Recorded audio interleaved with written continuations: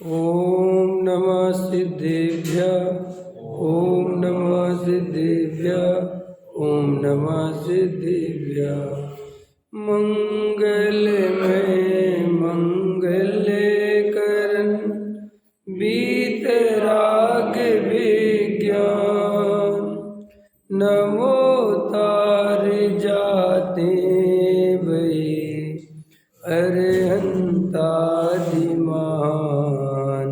करे मंगल करे उमा करण की काज जाते मिले समाज सब पावेन शिव उपाय करते प्रथम कारण मंगल रूप विघ्न विनाशक सुख करण नमो शुद्ध शिव संतप्ति मानस शांत हूँ जिनके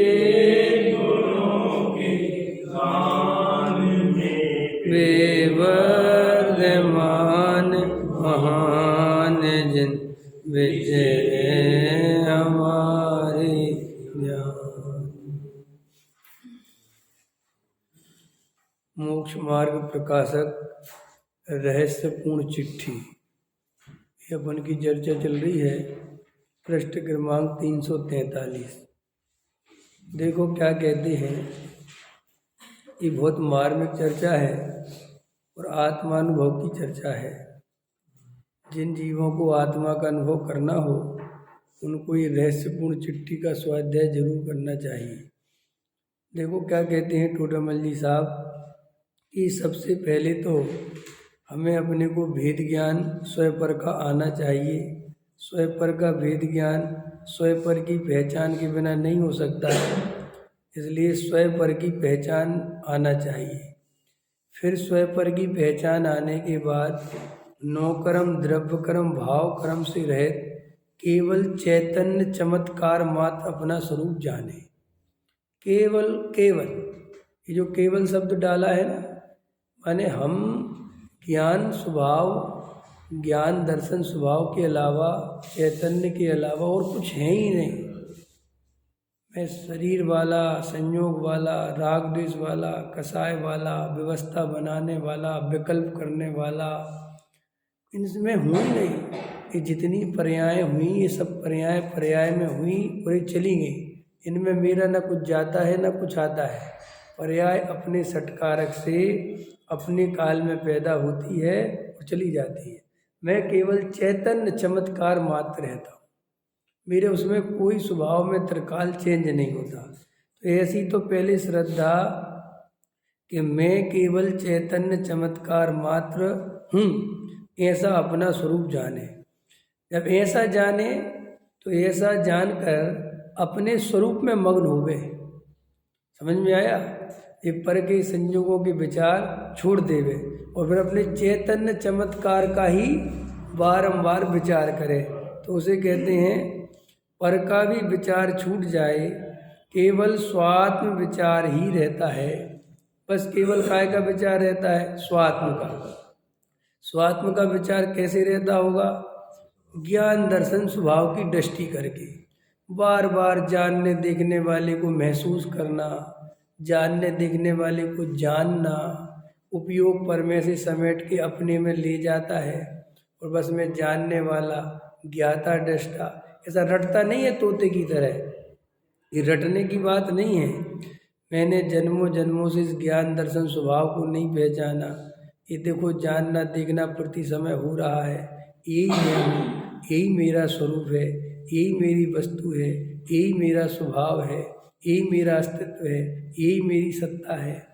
ये ज्ञान दर्शन रूपी कार्य ही मेरा कार्य है, यही मेरा व्यापार है, ऐसा यही मेरी वस्तु। ऐसा बारंबार उस स्वात्म तत्व के विचार में निमग्न होता चला जाता है। फिर क्या होता है?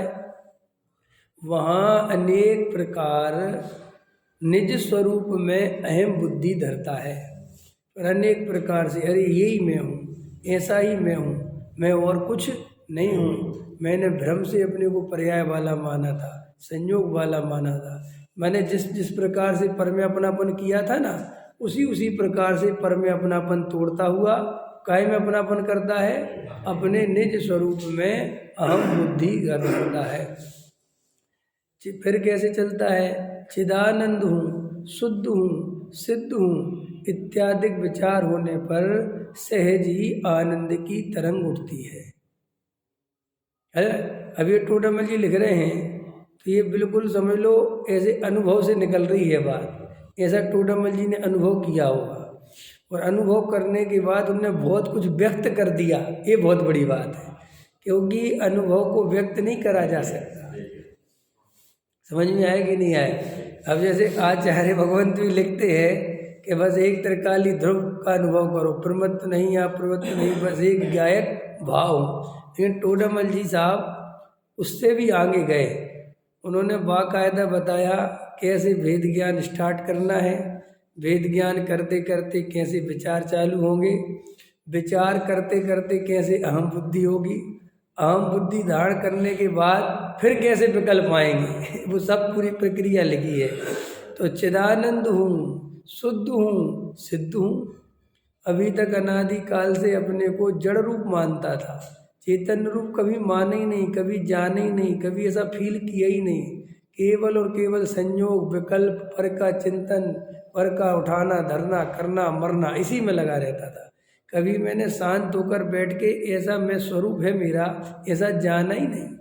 देखो अभी मैं यहाँ आने से पहले इसी बात पर विचार कर रहा था कि गहराई से देखो सिद्ध भगवान कितने शांति से, कितने आनंद से सदा काल के लिए, अनंत काल के लिए बैठ गए। समझ में आया? अब सारा लोकालोक उनके ज्ञान में झलकता रहता है और वे अपने चैतन्य में मग्न रहते हैं और उनका ज्ञान का गेय बनता रहता है। उन गेयों से उन्हें कुछ लेना देना नहीं, अपने स्वरूप में मग्न है। इस दशा को अपन याद करते हैं तो ऐसा करें ताकि अपने को थोड़ा सा भाव भाषण हो कि अपन भी कभी कभी 2-4-10 मिनट जब शांत होकर बैठ जाते हैं, कभी कभी जब ध्यान विशेष घटित होता है तो कितना आनंद आता है। लेकिन अभी चूंकि अपन के साथ तो कर्म का उदय चल रहा है, बंधा हुआ है, कसाएं बंधी हुई हैं, तो फिर वे जोर मारते हैं। फिर उनका जोर आता है तो अपन को निकल के बाहर आना पड़ता है। ऐसा में उतनी देर वहाँ टिक नहीं पाते। अब विचार करो कि अगर वे कसाएं पूरी तरह खत्म हो जाए और अपन सदा काल के लिए अपने, पता लोगों को कैसा लगता है कि पता नहीं सिद्ध भगवान के कैसा आनंद होगा, क्योंकि अपन पे एक जगह शांति से बैठा नहीं जाता ना। अपन को तो करना धरना, ये करना, चेंज करना, बदलना, यहाँ जाना वहाँ जाना, ये करना फिर ये करना, ऐसा दिन अनादिकाल से ऐसा चेंज हुआ है। तो अपन को शांत होकर बैठने में बोरियत लगती है। तो बोरियत क्यों लगती है? क्योंकि अभी कसाय है। अगर अपन को कभी कभी जब ध्यान घटित होता है और कसाय की मंदता रहती है तो आधा घंटा ऐसा आनंद आता है, ऐसे डूबते हैं अपने स्वरूप में, ऐसा लगता है कितनी शांति हो। बाहर आके प्रत्यक्ष अनंत आकुलता का भेदन होता है कि देखो अभी कितनी शांति थी और अब अनंत आकुलता चालू हो गई। जैसे अभी समझ लो, अभी आप जरा सा क्रमबद्ध पर्याय की चर्चा सुनो। वो क्रमबद्ध पर्याय की चर्चा सुनते ही आपको क्षण भर के लिए ऐसा श्रद्धान होता है कि कोई किसी का कर्ता धर्ता नहीं है, सब कुछ निश्चित है। तो उतनी ही परिणति में एकदम आनंद आने लगता है।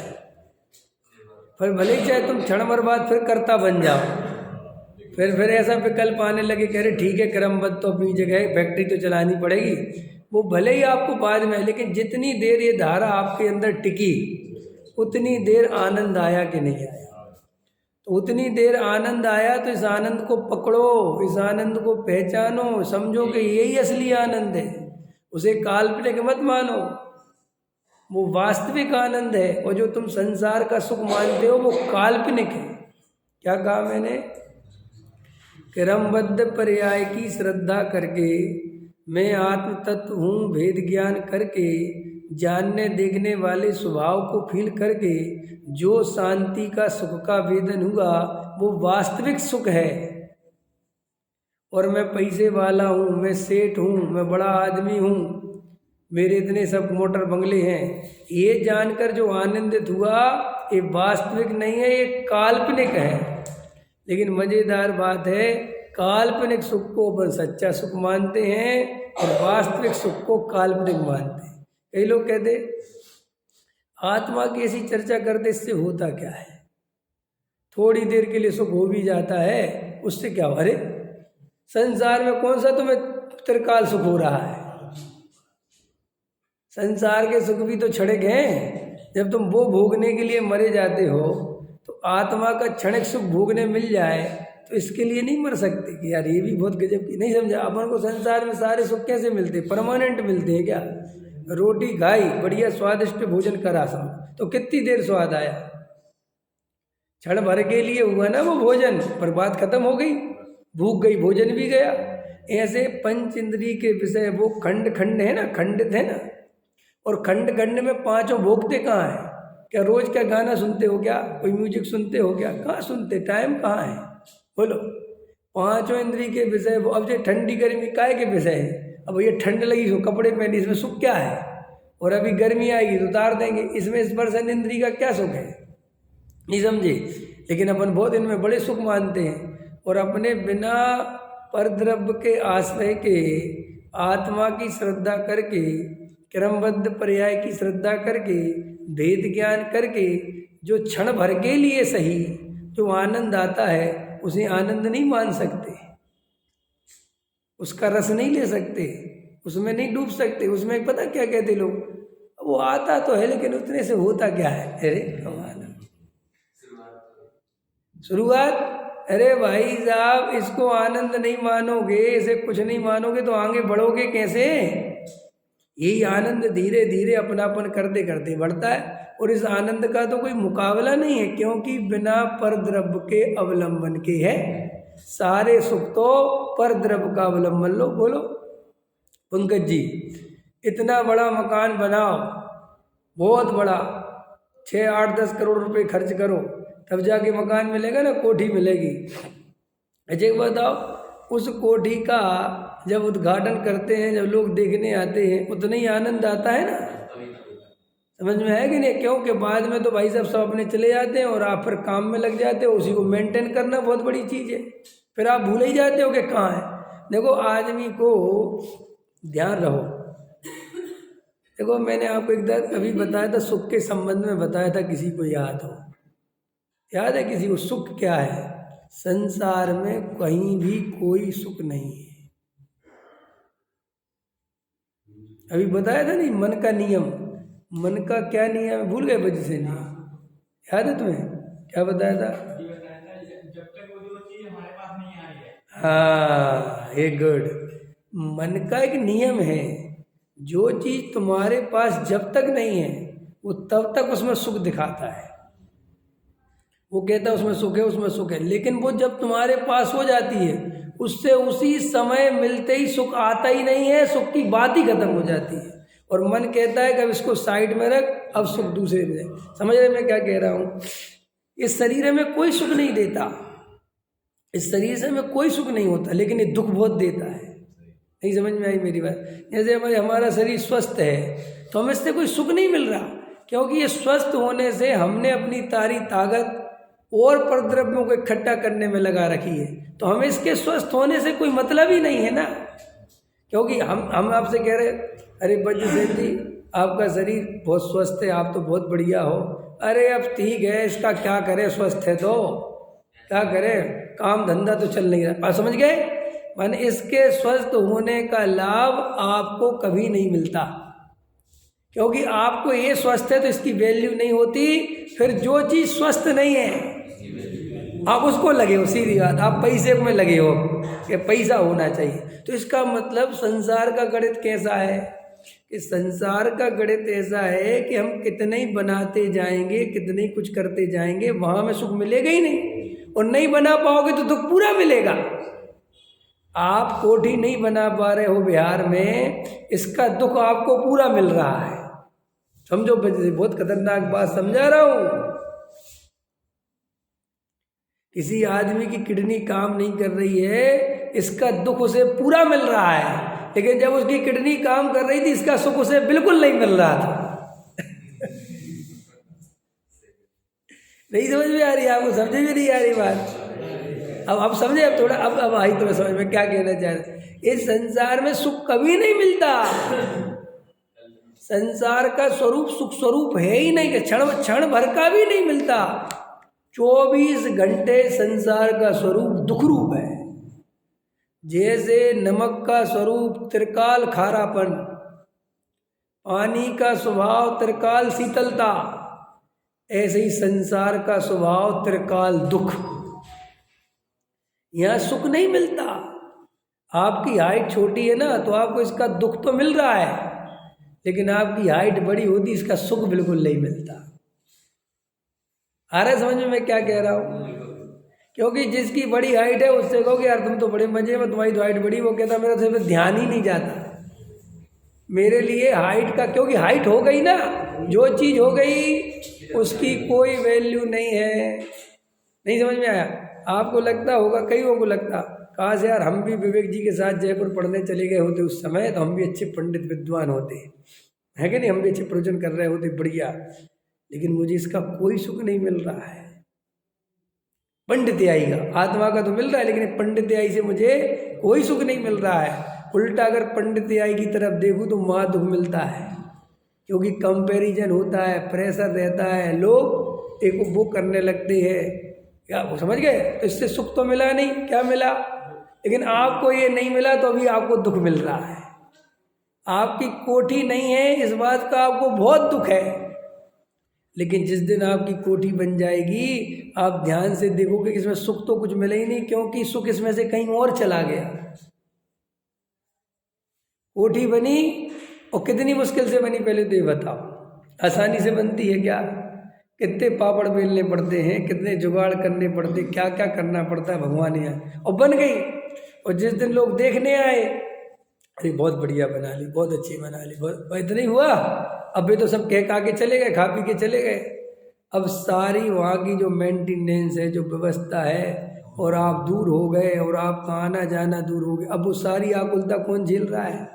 अपन झेल रहे। और उसका सुख जो आ रहा था वो तो खत्म हो गया। आया समझ में? नहीं, एक आदमी की सुंदर लड़की से शादी हुई, बहुत सुंदर थी, बहुत सुंदर। सबने कहा बड़ी सुंदर पत्नी मिली तो बड़ी सुंदर, सब बोलते कि नहीं बोलते? अरे बड़ा बहुत अच्छा मिल गई। अब लेकिन जब सुंदर पत्नी मिलती तो उसके नखरे भी बहुत होते हैं। अब उसकी लाली लिपस्टिक की व्यवस्था करो, अब उसकी सुनो, क्योंकि सुंदर है। तो तुम्हें सुख तो तुम्हें लग रहा, दूसरे को क्या लग रहा कि सुख, लेकिन भाई साहब उससे पूछो, उसे तो वो दिखाई नहीं देती। आदमी को अपनी पत्नी दिखाई नहीं देती, चाहे वो विश्व सुंदरी क्यों ना हो, क्योंकि पत्नी पत्नी होती है। तो ये पत्नी को बुरा नहीं मानना, ऐसी हर वस्तु, अपना पति दिखाई नहीं देता, अपने जो कंगन अपन को मिल गए वो दिखना बंद। और जब तक वे कंगन उसके उसमें रखे थे शोरूम में, तब तक देख देख के लग रहा था ये मिल जाए तो मजा आ जाए, मिल जाए तो मिल गए, बात खत्म हो गई, खत्म, रख दो। लोग अपने अपने कंगन देखता है कि ये कंगन तो बहुत, हाँ तो हमारी छोड़, उसको कोई रस ही नहीं है उसमें। तो इसका मतलब संसार में नियम पक्का समझ लो कि हम यहाँ सुखी होने का कोई भी उपाय करें वो गारंटी से दुखी होने का उपाय है। आया अरविंद जी समझ में कि नहीं? क्यों? संसार का नियम क्या है कि यहाँ जब तक जो चीज़ मिलती नहीं वो दुख तो बराबर देती है नहीं मिलने का, लेकिन जब मिल जाती है तब उसमें सुख कुछ नहीं मिलता। और हम ये नहीं मिलती तो हमें दुख होता है, तो हमारी मान्यता है कि मिल जाएगी तो सुख होगा, इस चक्कर में हम पूरा भाव खर्च कर देते हैं। ये पूरे जीवन की सच्चाई है। इसलिए हमेशा हमें सुख दूसरे में दिखता है, यहाँ तक कि बड़ा आदमी गरीब में सुख देख लेता है। अब इससे ज़्यादा तो कोई आश्चर्य की बात नहीं हो सकती कि एक बड़ा आदमी गरीब आदमी सुख देख ले। एक तुम्हारी मर्सिडीज में बैठा हुआ आदमी और एक ठेली पे बैठा हुआ आदमी मस्त ठेली में सो रहा है, और वो मर्सिडीज वाला रोज नींद की गोली खा के डिप्रेशन में है बेचारा। मर्सिडीज है जबकि उसके पास, और उसमें बैठा हुआ है, उसी मन में सोच रहा यार इसके कितने मजे हैं, और कैसे ठाठ में सो रहा, बताओ ठेली पे नींद आ गई। मुझे वो मखमल के गद्दे पे नींद नहीं आती। अब लो, अब बताओ। कभी कभी और सुनो, बड़े आदमी होते हैं उनके पूरे बाल झड़ गए, और एक गरीब आदमी के बाल इतने सुंदर हैं, एकदम काले घने, इसके बाल कितने बढ़िया और उस गरीब आदमी से कहो तुम गाड़ी में से उतर के, अब कह रहा हूँ कहीं प्रयोग करके देख लेना। उससे कहो यार इधर आओ, तो वो आएगा बेचारा, वो तो बाबूजी कर देगा। जी बाबूजी तेरे बाल बहुत सुंदर है, गजब के बाल है तेरे, तो यार कौन सा शैम्पू डालता है, कौन सा तेल डालता है? वो कहेगा भाई पागल हो गए, इन बालों का अचार डालूं क्या? ऐसा होना चाहिए, आपके पास गाड़ी मोटर बंगला है, आपको मेरे बाल दिख रहे, ले जाओ आप इनको बोलो, अगर सही बताओ उसे कोई 1500 रुपये दे के मुड़वा लो, तुम ले जाओ, लो अभी लो, चलो नाई के पास निकाल लो पूरे हैं। हेलो, ऐसा संसार का स्वरूप नहीं है। अभी आपको विश्वास नहीं होगा, अमेरिका का एक बहुत बड़े आदमी का लड़का बनारस की गलियों में मिला, बनारस की गलियों में भीख मांगते मिला, भीख मांगते, अमेरिका का बहुत पैसे वाले का लड़का। अभी आया था अखबार में, तो उसका जब पता निकाला कि भैया ये क्या चक्कर है, बिल्कुल अंग्रेज था और कोई हिंदुस्तानी नहीं, तो उसने कहा कि भाई साहब मैं थक गया हूँ अमेरी से, मैं थक गया उन भोगों से, समझ में आया? तो ये बनारस आया घूमने, बोले यहाँ की फक्कड़ जिंदगी मेरे को इतनी पसंद आई, जो गलियाँ, जो चौबारे, जो एकदम क्या सकरौंदा होती है, लोग एक दूसरे से टकराते हैं, और गाड़ियाँ ने, मुझे तो यहीं रहना है। क्या करोगे सुख की, कैसे आप सुख की डेफिनेशन सिद्ध करके बताओ कि ये सुख की डेफिनेशन है। संसार में सुख होता तो तीर्थंकर क्यों त्यागे, है ही नहीं संसार में सुख, तो फिर तुम मानो कुछ भी, संसार में सुख नहीं होने वाला, कुछ भी सुख होने वाला नहीं, कुछ है ही कहाँ। नहीं समझ में आया? कुछ नहीं साहब। आपको लगता है कहीं पर भी, चाहे आप कोठी बनाओ, बंगला बनाओ, अरोड़पति बनो, खरबपति बनो, क्योंकि जब तक वहां पहुंचते हैं सुख वहां से कहीं और चला जाता है। समझ में आया? जैसे जल नहीं पावे प्राण गवावे, भटक भटक मरता, वस्तु पराई माने अपनी, भेद नहीं करता। यही तो हमारी कहानी है। पर पदार्थों को अपना मानते हैं, भेद नहीं करते। मैं चेतन तत्व हूँ, मैं ज्ञानानंद स्वभावी जीव तत्व हूँ, जानने देखने वाला तत्व हूँ। ये शरीर आदि, ये संयोग आदि, ये सब पुद्गल द्रव्य हैं, ये मेरे से भिन्न द्रव्य हैं। इनकी जाति और मेरी जाति न्यारी न्यारी है। मैं चैतन्य की जाति का हूँ, ये पुद्गल की जाति के हैं। हमारा कोई संबंध नहीं है। हम साथ में रहने से हम एक थोड़ी हो जाते हैं। हमारे मोहल्ले में कोई अजैन आ जाए तो वो हमारा जैसा थोड़ी हो जाएगा। अजैन है, प्लेटों में आ जाते कि नहीं अजैन, तो हमें क्या मतलब है। फिर वो कहता भाई साहब हम आज बच्चे की बर्थडे पार्टी बना रहे हैं, आपको आना है। हम आज ये मना, हाँ आएंगे हर करें। फिर हमारे बच्चे होते हैं ना, कभी कभी तो देखते हैं मेरे पास कोई आ जाता है हमारे पास मोहल्ले से, भाई साहब हाँ आएंगे। कब रखी तुमने? भैया शाम को 7। हाँ जरूर देखेंगे। अब बच्चा तो समझता नहीं कि पापा व्यवहार से बोल रहे हैं। पापा कहते पापा आप जाओगे क्या? नहीं बेटा कोई बात। तो अब क्या करें, ऐसे ही पुद्गल के साथ हमारा एक क्षेत्र अवगाह संबंध हो गया, एक फ्लैट में रह रहे हैं अपन, तो थोड़ी बहुत तो दोस्ती निभानी पड़ेगी, लेकिन उसको अपना नहीं मानना, उसकी रिश्तेदारी निभाने मत चले जाना। समझ में आया? पुद्गल के कार्य अपने कार्य मत मान लेना, अपना कार्य तो जानना देखना है, यही जानना यही मानना। तो चलो बताओ, संयोगों में कोई सुख नहीं है, कुछ दम नहीं है। हमें लगता है कि निरोगी काया मिल जाएगी, तो कुछ नहीं। जब तक निरोगी काया रहती है तब तक काया की कोई वैल्यू नहीं रहती। बोलो, जवानी में कोई काया की तरफ देखता है? जवान आदमी हो, 20, 25, 30 साल का लड़का हो, बाजू में कोई खड़े, जी इनका बीपी बढ़ता है, जी इनके जी दांत खराब हो गए। जवान लड़के को सुनाई भी नहीं देता। बोलो जवान खून हो, वो कहता क्या हो गया अंकल? बेटा दांत गए, तो गिरेंगे ही क्या हो गया अंकल, बीपी तो बुढ़ापे में क्या घटेगा, तो बताइए चलो। उसे मेरा बीपी नहीं है, मेरे उसको इस बात की कोई वो नहीं है, क्योंकि उसके सपने तो कहीं और चल रहे हैं, उसका शरीर स्वस्थ है, उसे इस बात की कोई कहाँ पे कल्प जाता है बोलो। ये तो हमें याद दिलवाना पड़ता है, जैसे कोई 10-20 बीपी वाले मिल जाए, चलो यार अच्छा अपना तो बीपी घटता बढ़ता नहीं है इतना ही होता है कि नहीं कोई 10-20 डायबिटीज वाले मिल जाए, अच्छा तुम्हें भी डायबिटीज, तुम्हें भी, अच्छा चलो हमें तो नहीं है भाई, इतना ही है, क्योंकि इतना विकल्प आया, ठीक है हमें नहीं है, बात खत्म हो गई, आप दूसरे कामों में लग गए। लेकिन इसका सुख कहाँ होगा, क्या सुख होगा, आप समझ गए। जिसके पास करोड़ रुपए है, अरब रुपए, आपको लगता है इसके कितने मजे होंगे, अरे भाई साहब उसको करोड़ रुपए लगते ही नहीं। उससे कहो कि आपके पास करोड़ रुपए, तो वो तुरंत के इसमें क्या होता है, क्या है। अंबानी के पास तो हजारों अरब रुपए है, लो। संसार में देखा कि नहीं देखा है, आपसे जो बड़ा आदमी है वो आपके सामने अकड़ के खड़ा हो जाता है, उससे बड़ा जो आदमी है वो उसके सामने अकड़ के खड़ा हो जाता है, उससे बड़ा जो है वो उसके सामने अकड़ के खड़ा हो जाता है। एक बार आ गया मैं एक कार्यक्रम में, कोई कार्यक्रम चल रहा था बीजेपी उस पर, तो हम और विजय जी गए, वो महावीर जयंती बनाई थी ना बीजेपी कार्यालय पे, तो वहाँ पे गए। तो पहले क्या हुआ कि हम जब गए तो छोटे छोटे नेता थे, छोटे छोटे पार्षद, तो ये सब कुर्सियाँ घेर के बैठे थे, मंच पे कोई आया ही नहीं था, क्योंकि तब तक समझे। और उसके बाद क्या हुआ, उससे बड़ा नेता आया तो उसने खाली करी, समझे। हम देख रहे, मैं सीन देख रहा, अब वो कह रहा आई आई आई बैठी बैठी बैठी, अभी तक वो कर रहा था, उससे बड़ा आया तो उसको बैठाया, और उससे बड़ा आया तो भाई साहब और फिर उसमें 4 आए, और 4 ने कुर्सी खाली करी, 5वां आया वो अध्यक्ष।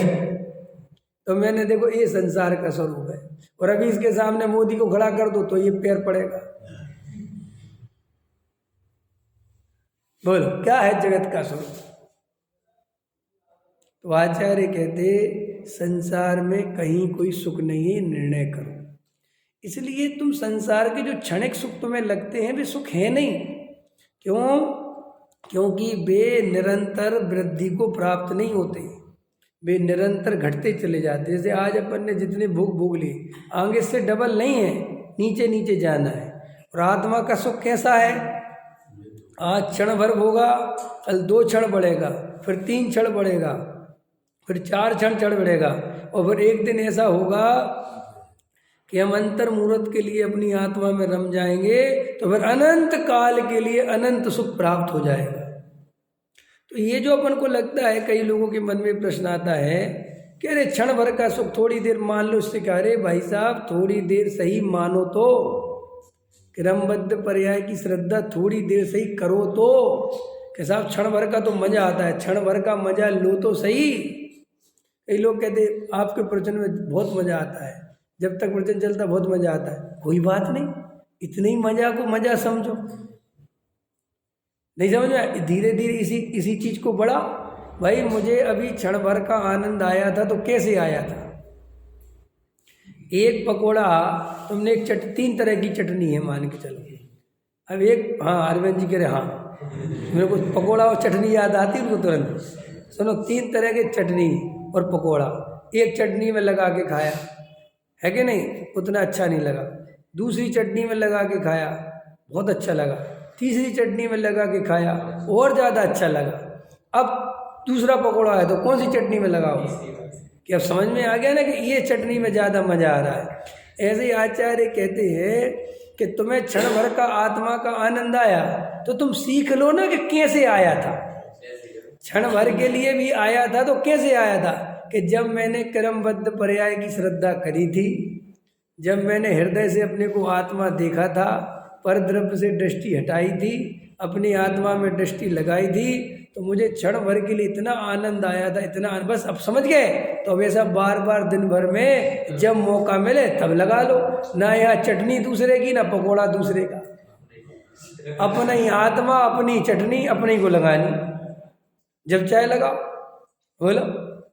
और सुनो, मज़ेदार बात है, भोगों में थकान होती है और आत्मा के भोग में फ्रेशनेस आती है।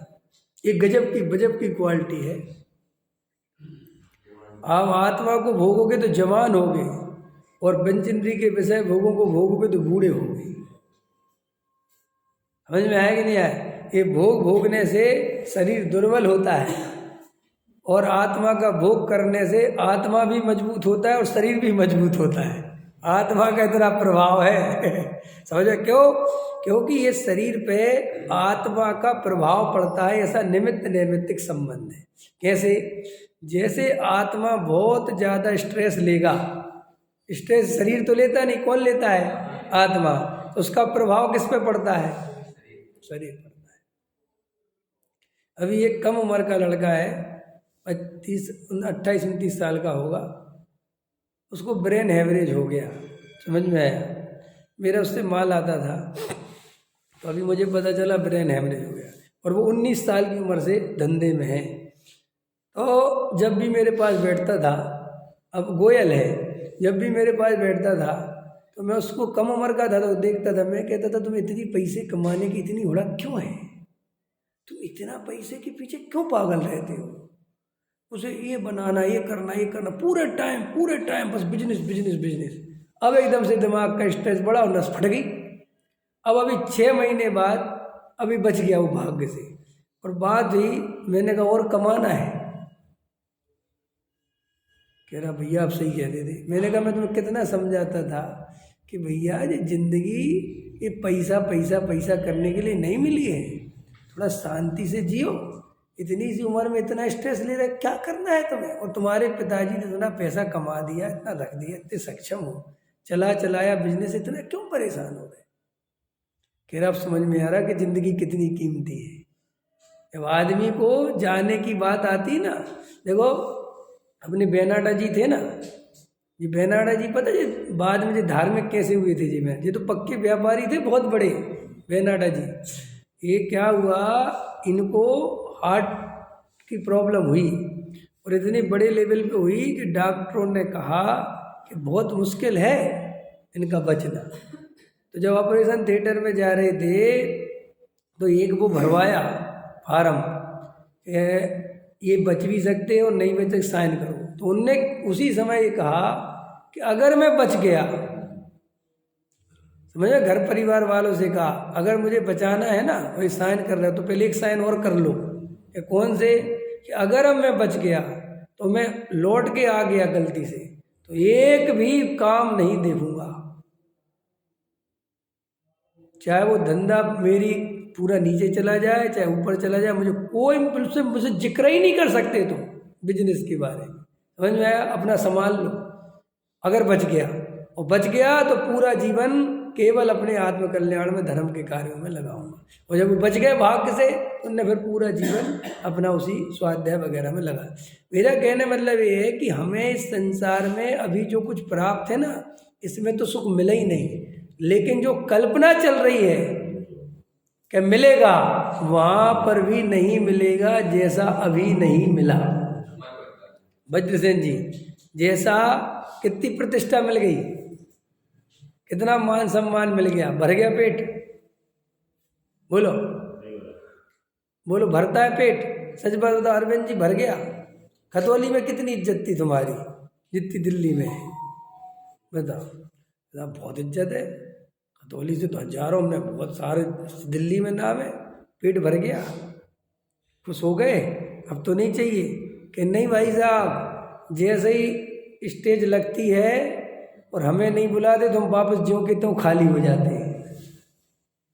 इतना भरा और 1 मिनट में खाली, 1 सेकंड में खाली। बोलो, नहीं लगता?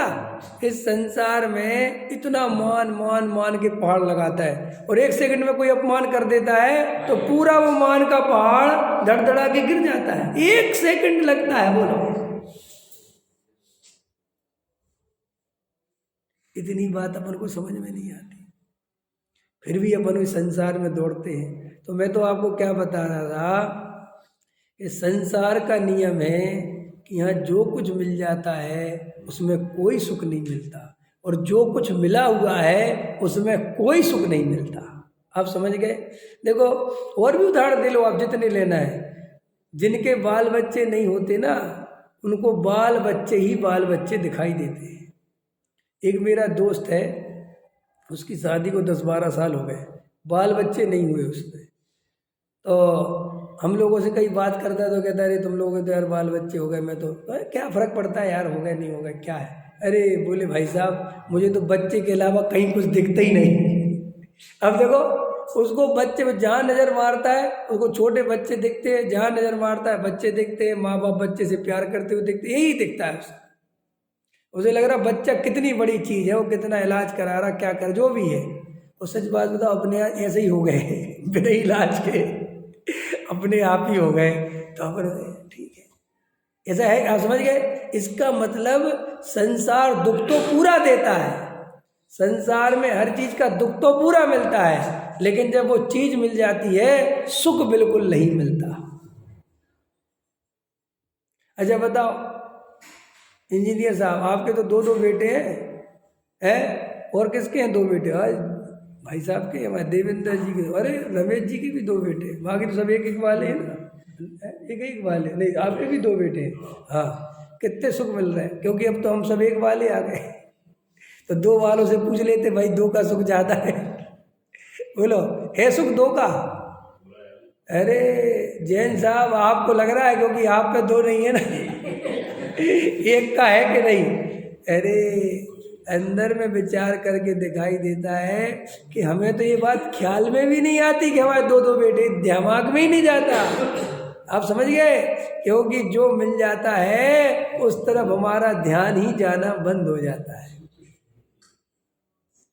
और यही जीवन की सच्चाई है। इससे हमें समझना चाहिए कि अरे क्षण भर के सुख के लिए जरा सी लोग प्रशंसा करने, जरा सी लोग प्रशंसा करने।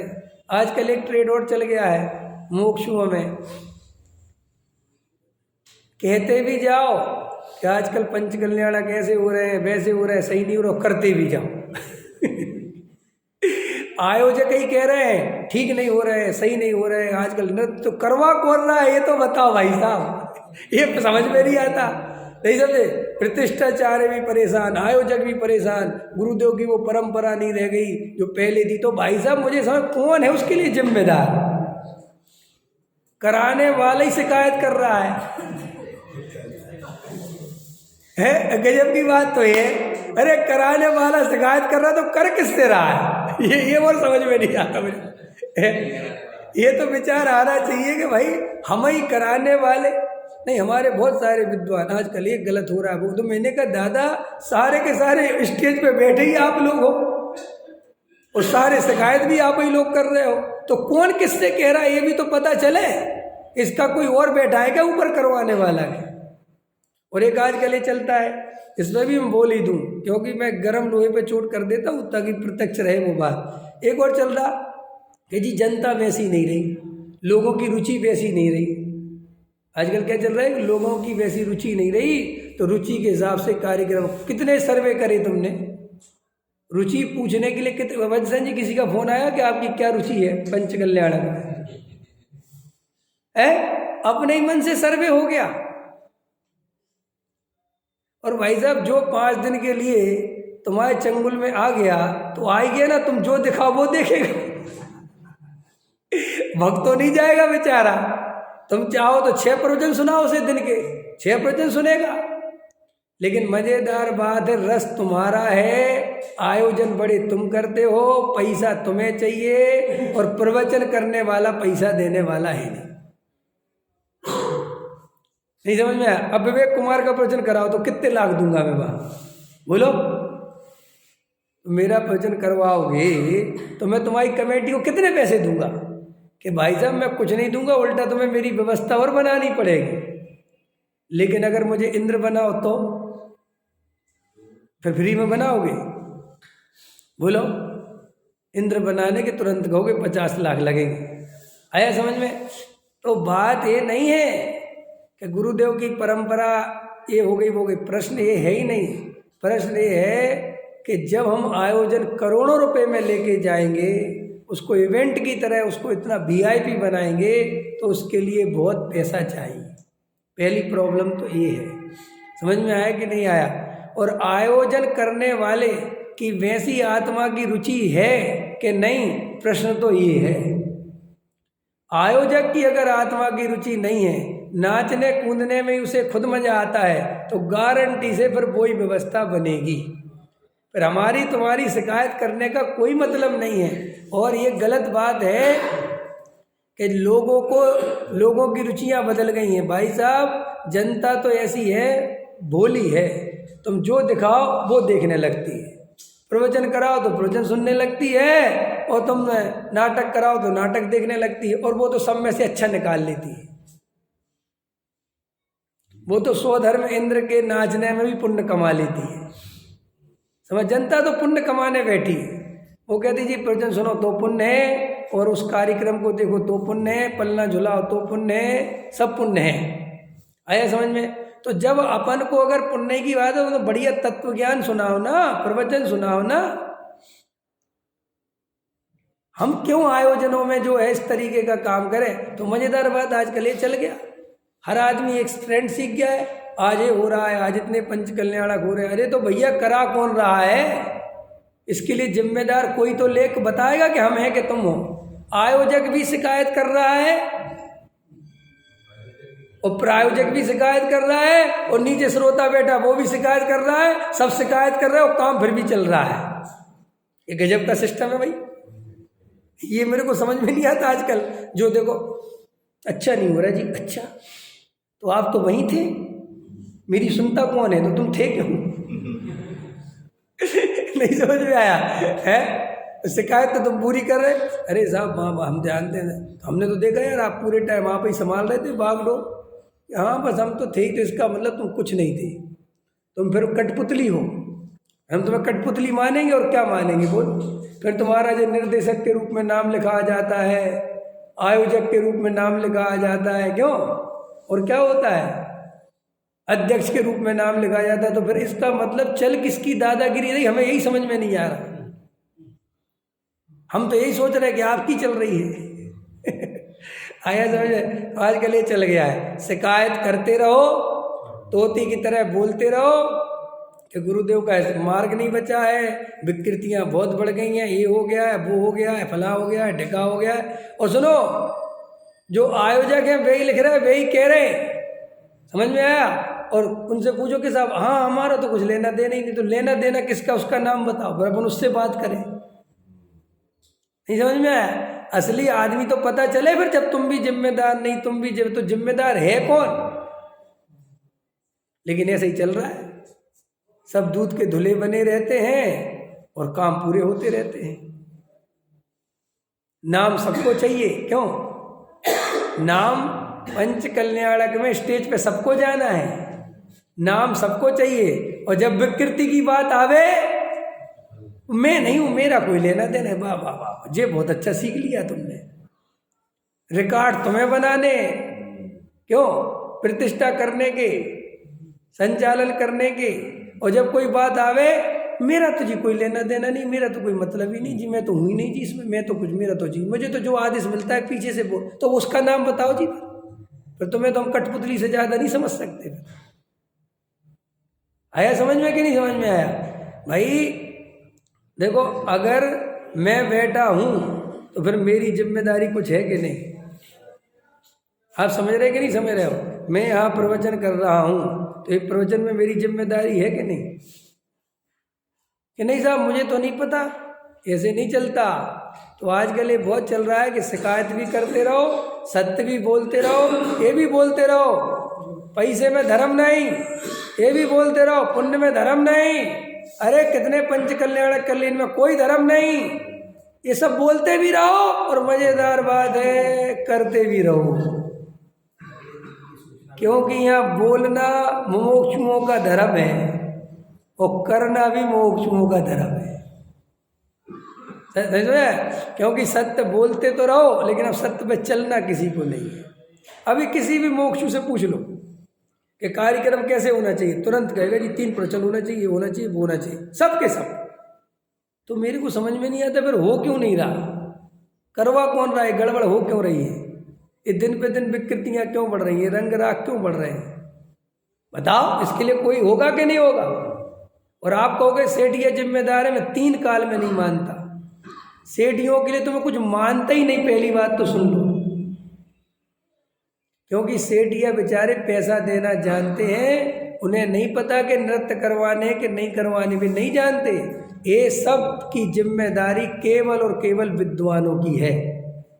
और विद्वानों को बुरा लगे तो विवेक कुमार से संपर्क कर ले। समय फोन नंबर भी सबके पास है, चिंता मत करो। और ज़्यादा हो तो अरुण जी से ले ले, हमें पहले नंबर पर जवाब अरुण जी देंगे। नहीं, परम सत्य नहीं है ये, है भाई साहब। समाज को सही राह दिखाना, सही मार्ग पे लगाना विद्वानों का काम है, संत साधुओं का काम है।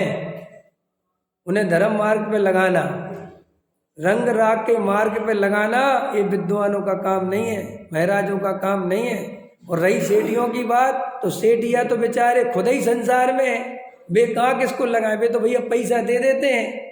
वे तो क्योंकि 2 के 4 बनाने में लगे हुए हैं, उन्हें फुर्सत कहाँ है कि नृत्य रखना है कि प्रवचन रखना है। समझ में आया? ये तो तुम जो विद्वान हो वे तो तुमसे ही पूछते हैं, रूपरेखा तुमसे ही बनवाते हैं कि भैया बताओ कैसी रूपरेखा बनानी है। ये तो बनाने वाले की जिम्मेदारी है, प्रतिष्ठाचार्य की जिम्मेदारी है। और प्रतिष्ठाचार्य कह दे कि पंच कल्याणक ऐसा होगा तो ही प्रतिष्ठा कराऊंगा, ना नहीं कराऊंगा, अपने आप सही हो जाएगा। कौन है विकृति के लिए जिम्मेदार? अगर विद्वान कह देगा कि भाई साहब ऐसा होगा तो मैं नहीं आने का, मैं न प्रवचन करने का, नहीं मैं संचालन करने, कौन? गजब की बात है। करना सबको है, हर जगह भाई साहब खड़े मिल जाते हैं। और भाई साहब से पूछो कि भाई साहब मेरा कोई लेना देना नहीं, गमार के बाद नहीं हो यार। कृत कायत अनुमोदना का भी कुछ धर्म है कि नहीं, कुछ पुण्य पाप है कि नहीं? तो तुम्हारी कृत कायत अनुमोदना पूरी खड़े रह के है कि नहीं? और फिर बाद में कोई विकृति के वो लेख लिख रहा है तो सब कह रहे हैं बहुत अच्छा, सही कह रहे हैं, बिल्कुल सही, ऐसा ही हो रहा है, गजब हो गया। ये लिखने वाला खुद ही नाच रहा था वहां। कमाल है। हाँ, तो एक जगह से लिया फिर लेने चले जाता है दूसरी जगह। एक एक्सपीरियंस काफी है ना भाई, है?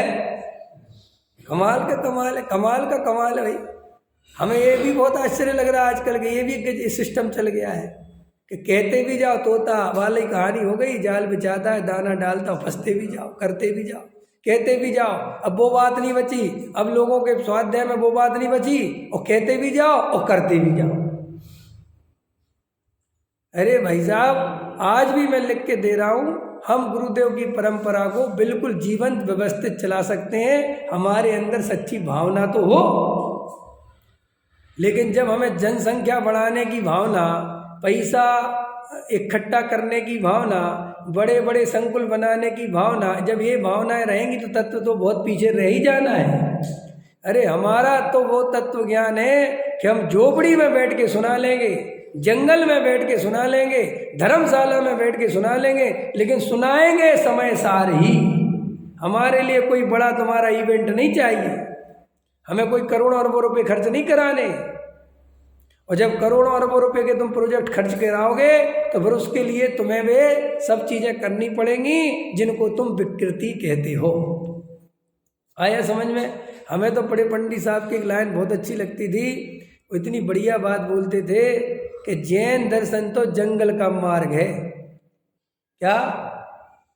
तो उसका अर्थ पता वो क्या करते थे कि कैसा होता है जंगल, कि जिसको जहाँ जगह मिल जाए बैठ जाओ, अब मुनिराज का उद्बोधन होने वाला है। पत्थर पे बैठ जाओ, जमीन पे बैठ जाओ, कोई चटाई नहीं, कोई कुर्सी नहीं, कोई टेबल नहीं। बोले जैन दर्शन तो वो दर्शन है। ये जैन दर्शन में जब दर्शन ही वीतरागता का है तो जे बड़े बड़े मान सम्मान, सेठिया, विद्वान, मंच, माला, माइक, इनके लिए जैन दर्शन में कोई जगह नहीं होनी चाहिए। जो आज सबसे बड़ा जैन दर्शन में काम बन चुका है। तत्व की बात बाद में होगी, पहले मंच, माला, माइक, सम्मान पहले होगा। और अगर सम्मान नहीं दिया तो उठ के भग जाएगा। मैं तो कहता हूँ ऐसा होना चाहिए मुमुक्षुओं का कार्यक्रम कि जिसको सम्मान चाहिए हो भाई साहब यहाँ मत आना। क्या कहा मैंने? जिसको सम्मान चाहिए हो यहाँ मत आना, यहाँ तत्व ज्ञान मिलेगा, सम्मान नहीं। तत्व ज्ञान के भूखे हो तो आना, सम्मान किसी का नहीं होगा। फिर देखते हैं कितने लोग बचते हैं। फिर जो बचेंगे वे सच्चे तो बचेंगे, और फिर तुम्हारे पास सच्चे बचेंगे तो वे जो झूठे थे वे भी कभी सच्चे हो जाएंगे। समझ में आया? एक इंदौर का एक करेंगे तो हमारे ऊपर धरवा दो सब। समझ में आया? एक अभी एक कोई कह रहा था विवेक जी सबरे आयतन बन गए हैं, अब निज आयतन तुम बना दो।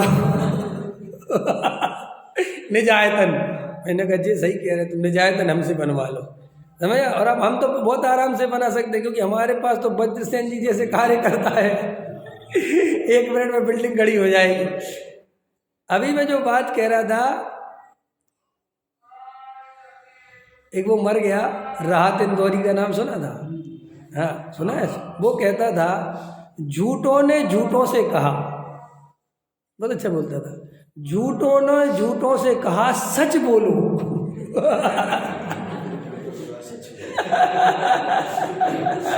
झूठों ने झूठों से कहा सच बोलो। समझ में आया कि नहीं आया? और हर अखबार में झूठ को सच की तरह बोलो। समझे? उसका समझे वो क्या कहना चाहता था कि अब ऐसा समय आ गया है कि झूठे झूठे झूठे झूठे झूठे झूठे झूठे क्या कह रहे हैं कि सच बोलो। समझा? और आप खुद ही झूठे हैं।